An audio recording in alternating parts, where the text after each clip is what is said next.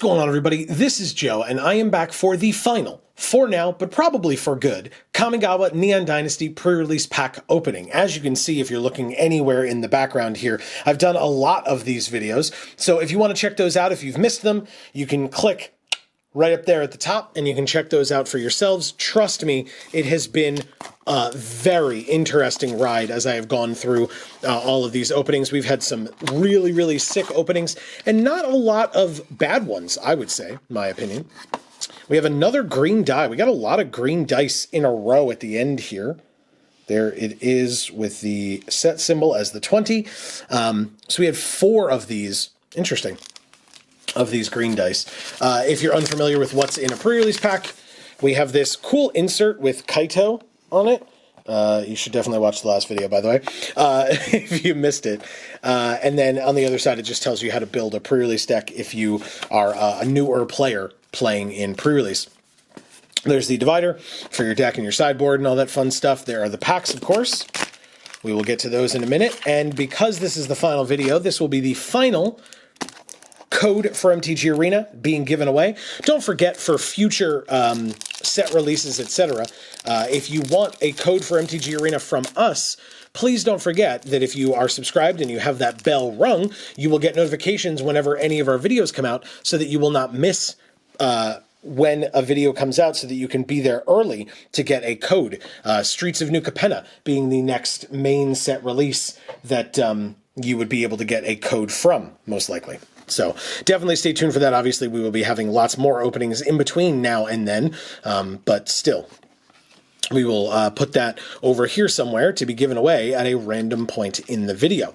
And so our promo foil rare or mythic is an Invoke Calamity. If you watched a few videos ago, we had this. And now we have it again. I mean, it looks really cool in foil, but I was saying at the time, and I agree still, that you really need a lot of things to go right for this to go well in a deck. This is definitely not like ooh, I guess we'll see if we can play red. Like, you still need 2 instants and or sorceries. Their total mana value has to be 6 or less. You have to be able to have 4 red mana. Like, this is tough. This is not like just a windmill slam include, but it's definitely something I'll keep track of.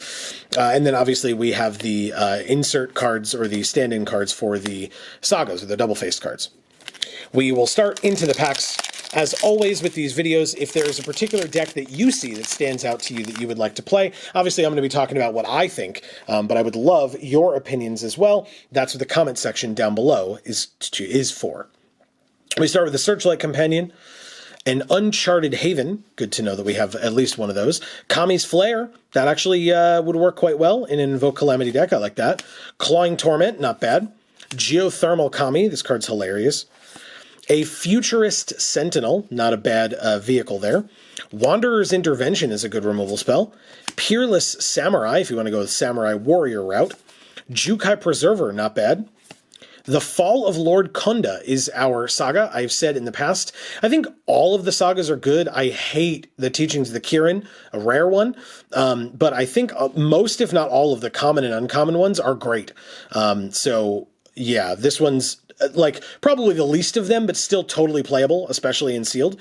And when it comes to chapter 3, it flips into the Fragment of Kunda. Like, a 1/3 defender that dies and draws you a card is not bad at all, especially for the incidental effects that you get along the way. And by that I mean, it's also a removal spell. Exile target creature and opponent controls with mana value 4 or greater. Like, this is just great. We have a Hot Shot Mechanic as our first regular uncommon. The Fall of Lord Kunda was an uncommon saga as well. But the Hot Shot Mechanic, a Web Spinner Cuff. I think this card is fine. I think the reconfigure cards are interesting. I don't love this one in particular. And we have Naomi, Pillar of Order. So another one to at least consider now that we know that we have this gold card. We care about having artifacts and enchantments if we go black-white, so just something to be aware of. And our next rare or mythic, does it help us out at all? It is a Tatsunari Toad Rider.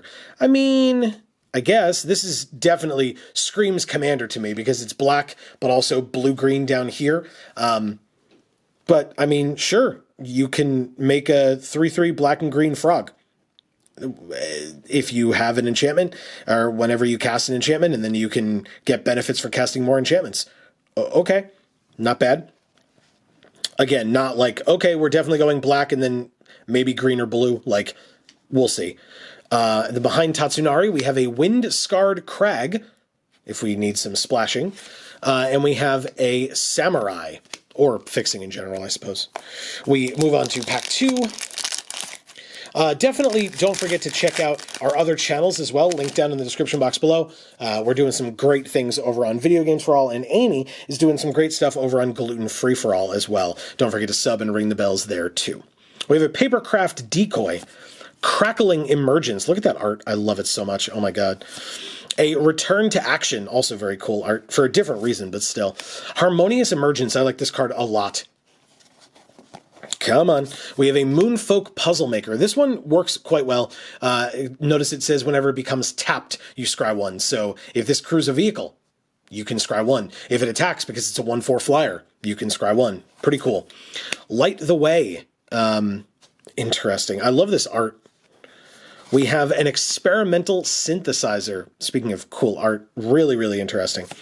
An Inkrise Infiltrator, good one. A Sky Swimmer Koi, I like this one as well for the art and the abilities on the card. Our saga is the Modern Age Common Saga. Not bad at all, because at Chapter 3 it becomes a Vector Glider. 2/3 flyer, solid, solid card. Very nice. Our first uncommon is Prodigy's Prototype. So if we wanted to go the vehicles deck, this is a good one to get us there. An Asari Captain, more gold cards for the Samurai Warrior deck. And an Arachi Merge Keeper. Very cool. Mana Dork. Which means our next rare or mythic is... Ooh, Alt Art Reality Chip. I have not seen this one yet. Very cool. Like, this card is fine. Again, still not a card that I'm like jumping for joy and saying we're definitely in blue now. It's a perfectly fine card. And if we're in blue, it definitely gets played, but it doesn't pull us in that direction. So I'm still very confused as to what deck I would play. I mean, right now, we could go black-blue and play Tatsunari and this reality chip, but that doesn't feel very strong to me. I don't know. It feels fine, I guess. But I'm glad that we have this alt art version of this reality chip. Very, very cool. Behind the reality chip, we have a forest and a spirit token. We saw this one in the last opening. It was the first time I'd seen this particular token. Very interesting. Very menacing, if you will. Anyway, 4 packs to go, which is good because, like I said, I feel like I'm not sure where this deck is trying to go yet, and I'd like a little bit more help with it, please. We have an Automated Artificer, a Planar Incision. God, this art is so scary. A Regent's Authority, Crackling Emergence again, Return to Action again, noticing a pattern. Yep, Harmonious Emergence, Inkrise Infiltrator, wow. Sky Swimmer Koi, okay. A Life of Toshiro Umezawa. This one's fine. I don't love this one as much, but again, like I said, I think they're all good. And this is an uncommon saga, which then flips into a 2/3 enchantment creature human samurai. So it is a samurai. I guess that's a positive, but it's in black. The samurai warrior strategy is red-white. I guess if we were like black-white or something, we could still get incidental benefits from that. I don't know. I don't love this card. I think it's fine. Anyway, our first uncommon, regular uncommon, is Anchor to Reality. No flavor wins here for the fact that we have this and the reality chip, or I guess that's only a flavor win, no great combos or anything like that. We have a Walking Skyscraper, which is a fantastic card, and a Sky Blessed Samurai, which is also quite good, which means our next rare or mythic is a Satoru Umezawa. The colors on this card are absolutely incredible. I love them very much. And I've already talked about possibly playing black-blue. I have not seen a ton of ninjutsu, at least maybe I haven't been paying enough attention, but it hasn't really jumped out or stood out to me. So maybe? I mean, we've got 3 of our rares that we could play if we play black-blue so far. But like I said, doesn't feel very strong. I just don't know. I just don't know. We do have a foil back here as well, it seems. So let's see what that is. It is a foil common, very good one, but again, not really helping us make a deck. In Spirited Companion, the foil, ooh, okay, I like that. I like the little floating things over here and how that looks. That's really cool. Yeah, look at that. Hell yeah. Good foil. Good foil. Okay, behind the Spirited Companion is Forest. I have not seen a lot of this particular full art Forest. Very nice. And a stand-in card for the sagas again. We are halfway through, and I don't feel very strongly about this one. I would love some more of the spice that we've been getting in some of our other openings to come join us for this one, because, yeah, like I said, not feeling very strongly about this particular kit so far. We have an Iron Apprentice to start. An Unstoppable Ogre. Look at it. Very cool. A Debt to the Kami. Master's Rebuke. I like this card a lot. Short Circuit. I don't love this one as much. An Ancestral Katana. A Simian Sling. Very fun. A Nezumi Blade Blesser Alt Art. Very cool. Showcase art, if you will. Very, very cool. I haven't seen this one yet either, and I love these butterflies. That is great. We have an Heir of the Ancient Fang. Not a bad card at all if you have ways of modifying things. We have our Saga is a common saga in Okiba Reckoner Raid, which at Chapter 3 becomes a Nezumi Road Captain. Not bad at all. We have an Essence Capture as our first uncommon. I love this art so much. This little guy is adorable. I mean, he looks really sad, which I don't blame him for, but he looks adorable regardless. We have a Twin Shot Sniper and a Silver Fur Master. Yeah, I mean, Black-Blue, definitely looking like a thing, I guess, so far. Let's see if this rare or mythic helps or hurts us. It is a Takanuma Abandoned Mire. So the thing about these, I always say that in pre-release, I don't love opening rare lands, just because, like, I don't know, it just doesn't feel great. But these lands, these rare lands, are very interesting in that this is just a strict upgrade to a swamp. This is a land that you could play, and it just acts as an untapped land that produces black, which is just a swamp. Or if it's in your hand and it's late game and you could use the channel ability, you just do. So this just automatically replaces a swamp in any black deck that you're playing, no matter what. There's just no reason not to put this in there. And so for that reason, if we're in those colors, it's not bad, right? If we had opened a green, the green rare land, it would feel worse, because if we weren't playing green, then it's like, okay, well, it's just a waste of a rare slot at that point. But because we're actually probably at this point in black, this rare land will go a long way, I feel like. So very nice. A Takanuma. Do we have a foil? No, we don't. It's a Blossoming Sands behind that. Love that art so much. And a Pilot Token. Hey everybody, this is the last, as I said, MTG Arena code giveaway for this particular series of videos. Obviously, we will have more codes to give away in future pre-release pack openings for future sets, etc. Really, thank you so much. This is our best way at this point in our YouTube career of being able to say thank you to you with more than just words for watching our stuff. We really hope that everybody is enjoying everything that we put out on all of these channels. We try so hard to put out stuff that people enjoy. We went back recently, and it's not for a very long time, but we went back recently on this channel to 3 uploads a week. We have 3 uploads a week over on Video Games for All and 1 upload a month over on Gluten Free for All. It's a lot of work. 2 streams a week as well, Mondays and Fridays, 8 to 10 p.m. Eastern. We love doing it. Please don't get me wrong. This is not me complaining or saying that we're owed anything. But I just wanted you all to know, like I said, this is our way of saying thank you. So please don't forget that if you have already used a code from a pre-release kit for Kamigawa Neon Dynasty, this code will not work for you, so please don't waste your time. But also, if you do get this code and it does work for you, shout it out in the comments. We would love to congratulate you for the things that you got, and it lets your fellow viewers know not to bother. So regardless, thank you all so much, whether this code worked for you or not, for watching anything and everything that we put out on these channels. Like I said, we really hope that you're enjoying all of the great stuff that we are making across every channel that we produce content for. So we have a Spell Pierce I love the art. So cool. We have a Dramatist's Puppet. Undercity Scrounger. I don't love this card as much. Bamboo Grove Archer. Kind of the same thing. This card's fine. A Mnemonic Sphere, on the other hand, I really like. I enjoy this card a lot. Kitsune Ace, also kind of fine. A Kami of Industry. I love this art so much. Oh my god. It's so weird to me that it's just a big old monkey. It's just so weird. We have another Alt Art Nezumi Blade Blesser. Interesting. I hadn't seen any of these, and now we just got 2 in the same kit. Interesting. We have an Heir of the Ancient Fang again. Kumano Faces Kakazan is our saga, is our uncommon saga, which at chapter 3 becomes an etching of Kumano. Very cool. We have a Runaway Trashbot as our first uncommon, our first regular uncommon.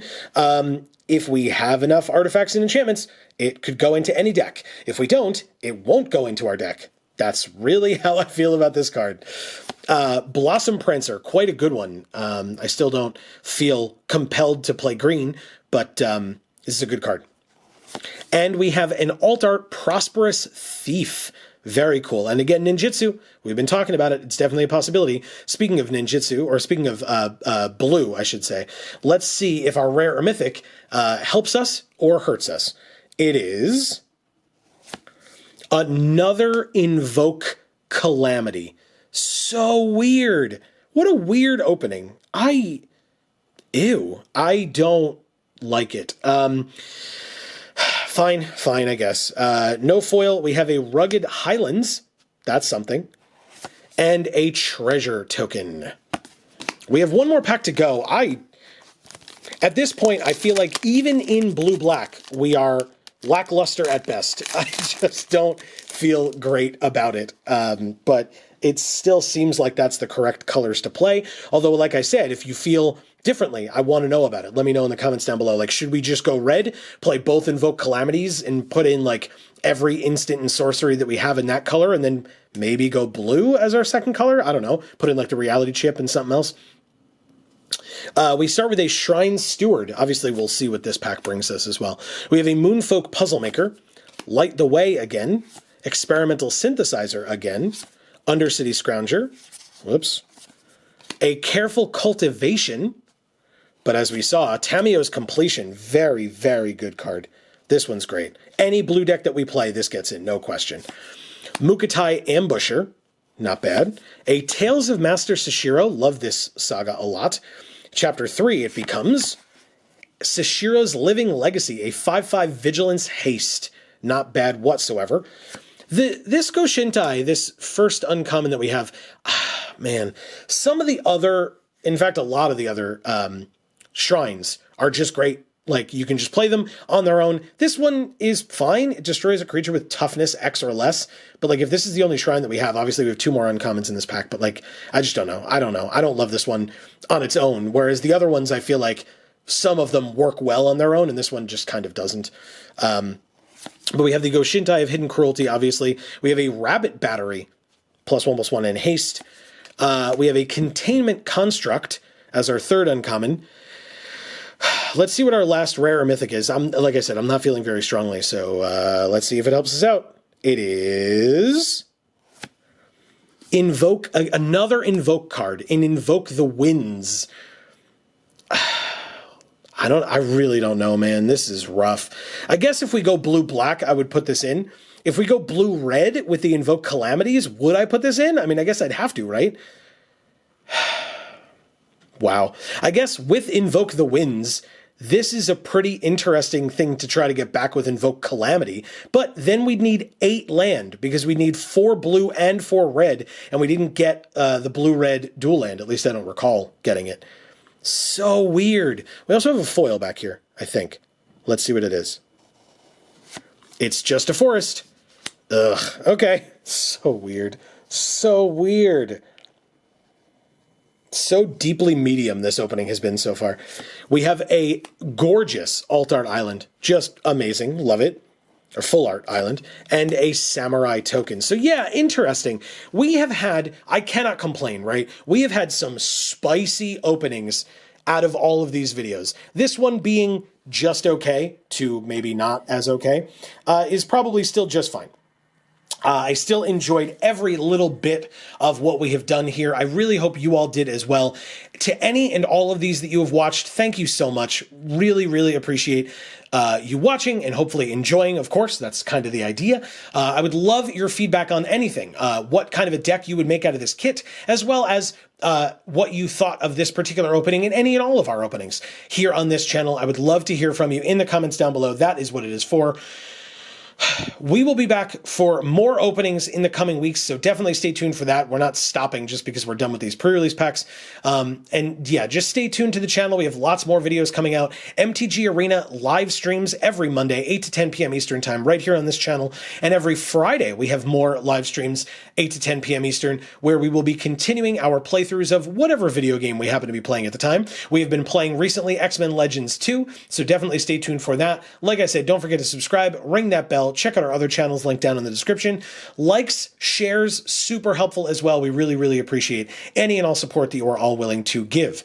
But for now, from us here at the Geek for All family of channels, I have been Joe. And as we always say, in whichever video of ours you watch next, we will see you all next time. Thanks, everybody.